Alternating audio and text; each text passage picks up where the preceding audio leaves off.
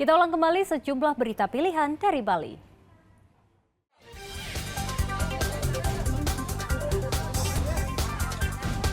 Seorang balita terjatuh ke dalam gorong-gorong sempit dan dingin di daerah Telaga Mas, Karangasem.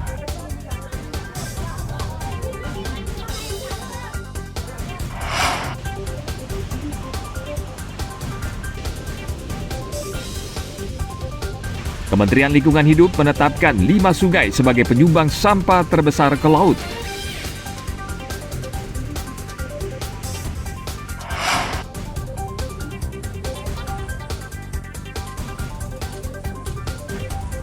Kafe unik di pesisir Sanur, pengelola mempekerjakan anak berkebutuhan khusus.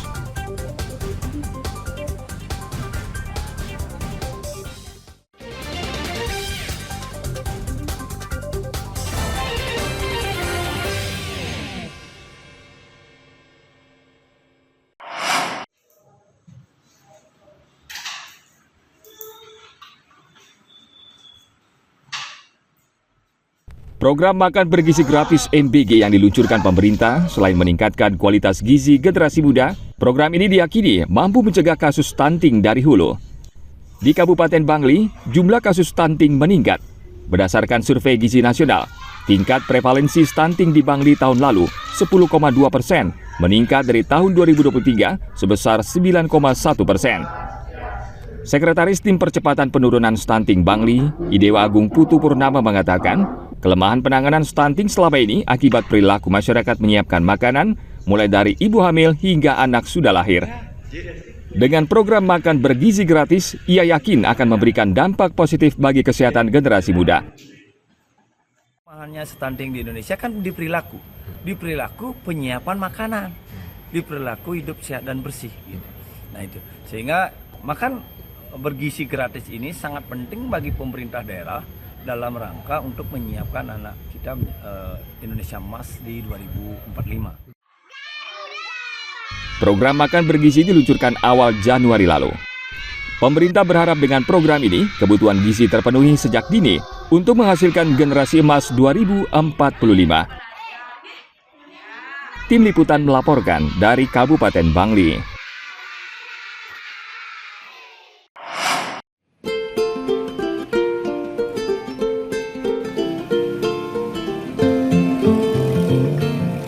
Ingin menikmati sore dengan suasana khas Sanur? Anda wajib mampir ke salah satu kafe unik di daerah ini. Ternyata di kafe ini, anak-anak istimewa berkebutuhan khusus akan melayani tamu dengan terampil. Blessing Child Cafe di Jalan Danau Tamblingan, Denpasar, memberikan kesempatan anak-anak istimewa berkebutuhan khusus untuk berlatih dan bekerja. Kehadiran mereka tentu menarik perhatian wisatawan yang tengah menikmati suasana sore di kawasan Sanur. Gives them self-esteem and confidence to think I am capable of doing the job. So it's just for me to see, it's quite emotional actually, but to see what's happening here is excellent. They're capable of doing what you and I can do. It usually takes longer, and you have to be more patient, and the training is longer, but they can do what you and I can do. Mereka melayani pengunjung dengan memberikan menu, mencatat pesanan hingga menyiapkan dan membawakan makanan ke tamu. Pengen mereka mandiri ya, mandiri untuk apa? Untuk mereka menghasilkan uang sendiri, mereka berkarya ya.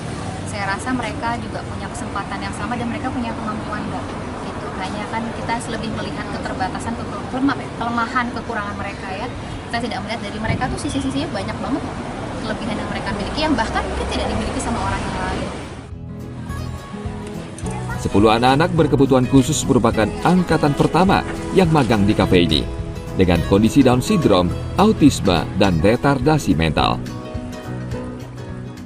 Ini cucu saya punya kegiatan ya, dan juga paling tidak dia bisa untuk menunjang kebutuhan dia sendiri ya. dan juga belajar percaya diri. Positif sekali, senang sekali sedang ini membantu anak-anak yang berkebutuhan khusus ini untuk menatap masa depannya lah gitu, adalah pegangan masa depannya gitu. Ini luar biasa sekali, saya juga nggak ngerti di mana letak ininya dia komunikasinya gitu loh. Dengan bahasa seadanya, kemudian tamu juga bahasa Inggris, dia dengan bahasa dirinya, kok bisa nyambung gitu. Mungkin itu salah satu kelebihan dari anak berkebutuhan khusus. Kegiatan magang anak-anak ini tidak berlangsung setiap hari, hanya pada hari Sabtu dan Minggu, mulai pukul 4 sore hingga pukul 8 malam. Kegiatan ini sangat berarti dan penting bagi anak-anak ini, karena memperkenalkan dunia kerja nyata kepada mereka, sehingga memberikan pengalaman baru dan bermanfaat menumbuhkan kepercayaan diri buat mereka. Tim Liputan melaporkan dari Kota Denpasar.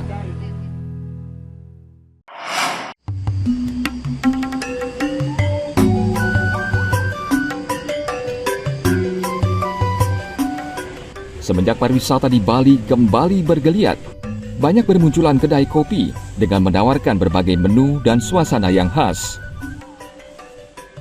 Namun di kawasan Kota Tua Gajah Mada Denpasar, kedai kopi ini merupakan salah satu kedai kopi yang bersejarah karena berdiri sejak tahun 1972. Banyak orang yang mengira kedai kopi ini toko buku dan peralatan tulis, karena sang pemilik sejak dahulu memang mempertahankan dua bidang usaha dalam satu gedung. Kedai kopi terletak di lantai 2. Suasana masa lalu dan tua masih terasa, karena sebagian bangunan masih dipertahankan seperti aslinya. Di kedai kopi ini, pengunjung bisa menikmati tidak hanya kopi, namun juga roti es krim dan teh tarik. Jadi saya datang ke sini untuk mencari suasana yang tenang seperti itu, agar bisa memisahkan istri saya tepat waktu. Tempatnya nyaman, terus juga view-nya langsung menghadap ke jalan-jalan, jadi memberikan kesenangan untuk membuat tugas. Ini konsep seperti jadul lah. Lantai 1, lantai 2-nya sama dari jam 8 sampai jam 9 malam. Kedai kopinya jadi satu dia sama bagus. Sebagian besar pengunjung adalah pelanggan yang sudah lama mengenal kedai ini. Harga makanan dan minuman di kedai ini juga cukup terjangkau, mulai Rp10.000 hingga Rp30.000. Kedai ini buka mulai pukul 8 pagi hingga jam 9 malam. Devi Saraswati dan Naufal Afian melaporkan dari Kota Denpasar.